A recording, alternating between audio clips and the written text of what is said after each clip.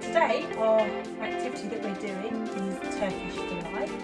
So for this, what you will need is a baking tin that is, I think it's 18 centimetres by 18 centimetres, or well, between 15 and 18 centimetres will be fine. What you'll need to do is to make sure it's greased. You can use vegetable oil, or you can just spray it with some spray oil, but make sure you get the sides as well, and then put that to the side so that's pre-done. You will need caster sugar, and there's 454 grams of caster sugar there, 15 grams of gelatin powder. You'll need some cold water, I think it's 500 ml in total, some rose water, some pink food colouring or red food colouring if not, some lemon juice, and then you will also need some icing sugar for dusting at the end. So once you've greased your tin, what you are going to do is put some cold water into a saucepan. As I say, it's 500 ml in total you need, but in the saucepan you will need 240 ml. Okay, and then you're going to put 3 tablespoons of lemon juice in there, which is about 70 ml.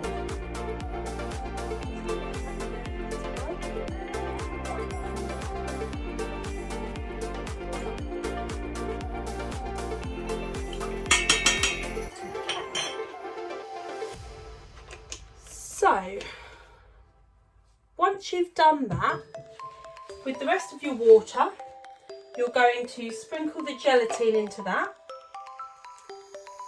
and you might need to get a spoon or something to mix it up with.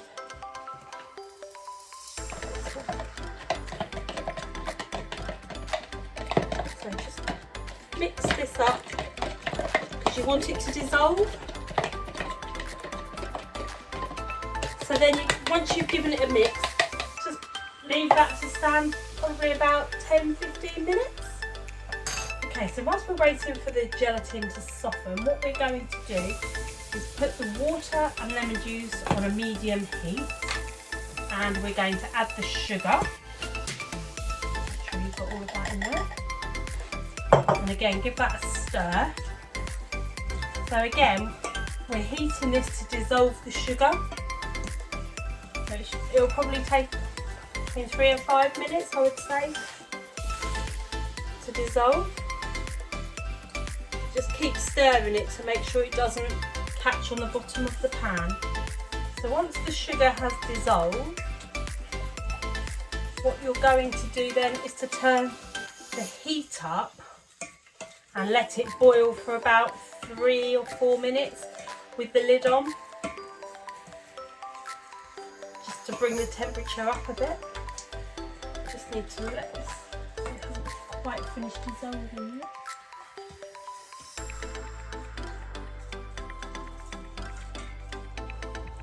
So now it has dissolved, can you see?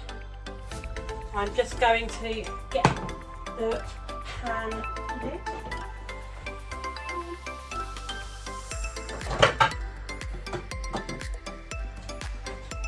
Okay, so we will just put that on and bring the temperature up until it starts boiling, and as I say, we'll leave it covered for 3 minutes.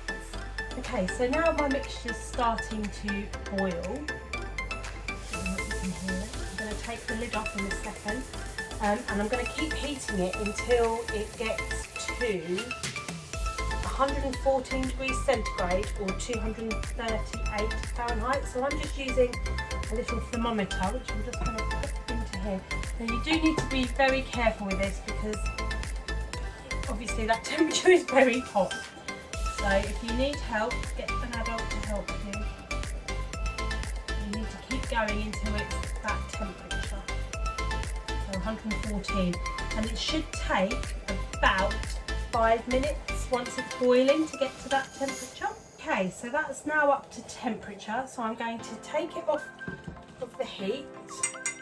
As I say, just make sure you're really, really careful with that. Okay, so then the next thing to do is to get your gelatine, which should have softened up now, and pour that into the mixture. As I say, make sure you're careful so you don't splash yourself. Just using a spatula, just get all of that out.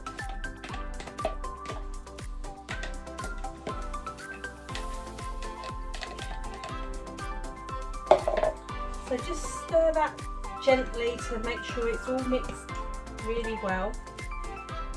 It's going to be the gelatine that's going to help it to set and to hold its shape. And just make sure that you can't see any sort of granules or lumps. And I can already feel when I'm stirring this, it's getting thicker. I know it's sort of running off my spatula, but you can feel at the bottom that you're sort of cutting through the mixture. Okay, so the next thing to do is to add a couple of drops of pink food colouring. So you can make it as light or as dark pink as you like. Again, just make sure you stir that through. I would say it's best to not use as much food colouring because you want to get sort of a nice light pink really, otherwise it kind of looks like it's got a blood effect. What you do need to remember is that when it sets, it won't be as dark as what's in the actual saucepan. So can you see that colour? And then, so because we're making a traditional flavoured Turkish Delight, the traditional flavouring are rose and lemon. So we have rose water. So you want, well, it really does smell of rose. You want 4 teaspoonfuls of rose water to go into the mixture. Now I would say you don't want to overdo this, so make sure you don't put too much in because it's quite a strong flavour. Smells just like my garden with the roses. So again, what you need to now do is just mix that thoroughly. Combine the flavours and the colour. That smells lovely. So there we are. Just keep stirring it just for a bit because as well it will just help it cool down. So then the next thing that we're going to do is to pour this mixture into the tin and leave it to cool. So it's quite hot at the moment, so just be very, very careful.